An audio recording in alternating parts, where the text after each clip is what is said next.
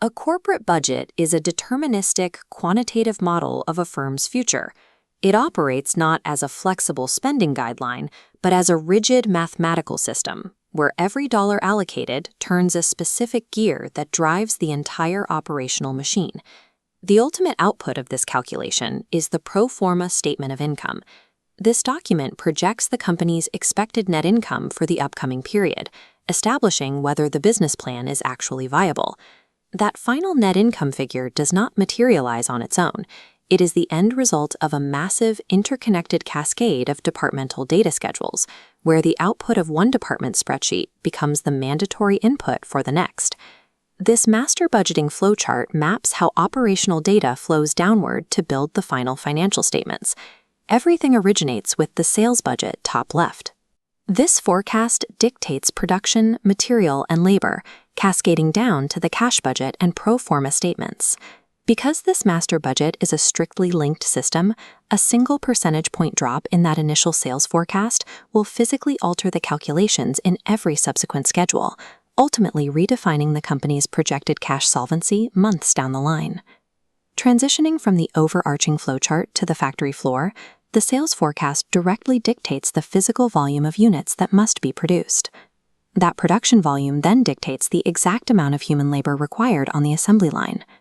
Mapping hours to output is only half the math.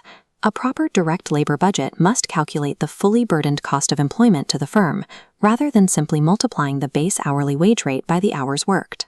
This employee fringe benefit projection schedule demonstrates exactly how various secondary labor costs are aggregated to find the true price of the workforce.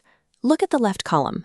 The projected base direct labor wages are stacked with mandatory and voluntary burdens: a 7.65% employer FICA match, 12.1% for health insurance, plus life insurance and pension matching. FICA, or the Federal Insurance Contributions Act, is a mandatory payroll tax used to fund Social Security and Medicare. By adding those fringe benefits, the total projected direct labor cost jumps to over $87,000 for June. When that total is divided by the 3,640 projected working hours, the calculation reveals the true, fully burdened direct labor cost per hour is exactly $24. Failing to accurately project these specific fringe burdens at the schedule level creates a hidden mathematical error early in the cascade. That error ripples downward, artificially deflating expected costs and inflating projected profit margins on the final income statement. Under generally accepted accounting principles, or GAAP, companies are required to use absorption costing for external reporting. Absorption costing is an accounting method where all manufacturing costs, including direct materials, direct labor, and both variable and fixed factory overhead, must be fully absorbed into the asset value of the finished product. This unit cost calculation schedule shows exactly how those separate inputs are structurally combined. Notice how the $24 direct labor rate we just calculated flows directly into the input cost column here. Since each unit requires 2 hours of labor, it adds $48 to the product, ultimately driving the final finished goods cost to $108.95 per unit. That $108 unit cost is then multiplied by the 200 completed units the company expects to hold in reserve at the end of the month. This multiplication establishes the total projected value of the ending finished goods inventory at $21,790. This cost of goods sold budget demonstrates where that calculated inventory value is applied to determine how much manufacturing expense is actually recognized. Look at the second to last line. The $21,790 ending inventory is explicitly subtracted from the total cost of goods available for sale. This subtraction pulls those costs out of the current period, leaving a final cost of goods sold of $484,284. By subtracting that value, ending inventory acts as a mathematical buffer. Those costs are capitalized as an asset on the balance sheet, ensuring that only the expenses associated with goods actually sold are passed through to the income statement. This mechanism prevents the heavy costs of unsold production from destroying current profit margins. The factory floor represents only one part of the firm's cost structure. Up in the corporate office, non-manufacturing costs, such as selling, general, and administrative expenses, must be scheduled with the exact same rigor. This non-manufacturing costs budget displays how administrative expenses are modeled. Unlike the manufacturing schedule, This budget strictly bifurcates variable expenses from fixed expenses. The top section isolates the variable costs, like sales commissions, which scale directly and proportionately with the number of units sold. The bottom block isolates the fixed costs, like research, marketing, and rent, which remain static at $90,000 per month, regardless of whether the company sells 10 units or 10,000. This separation allows management to calculate the contribution margin.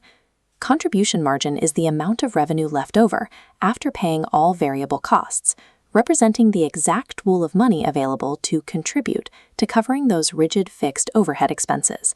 This illustration conceptualizes the break-even point. Once the contribution margin is calculated, it reveals the exact mathematical threshold where the accumulated margin finally equals the total fixed costs, meaning every subsequent dollar sold translates directly into operating profit. While external investors look at the GAAP-mandated gross margin to assess overall product profitability, internal management relies on the contribution margin. It is the metric required to accurately predict how a single marginal change in output volume will impact the true bottom line. The culmination of this entire operating cascade is the pro forma statement of income. This projected bottom line serves as the ultimate diagnostic test for the upcoming quarter strategy. If this projected income falls short of expectations, management cannot simply rewrite the final number. They must trace the cascade backward through the schedules to increase pricing, find specific manufacturing efficiencies, or cut fixed administrative costs. But passing the profitability test does not guarantee survival. An accrual profit on an income statement does not equal cash liquidity in the bank. This visualization contrasts the two realities. On the left, the pro forma income statement displays a healthy operating income of nearly $800,000. Yet on the right, the exact same period's cash budget reveals a severe negative cash deficit of over $53,000 for the month of April. Under accrual accounting, revenues are recognized when earned, not when cash is received. Frictions like 60-day credit collection delays, the upfront purchase of long-term capital assets, and massive inventory buildups drain actual cash reserves long before those matching revenues ever hit the income statement. By mathematically synthesizing both the accrual and cash realities, the master budget allows financial managers to spot hidden liquidity crises months in advance, giving them time to secure short-term borrowing before the cash ever runs out.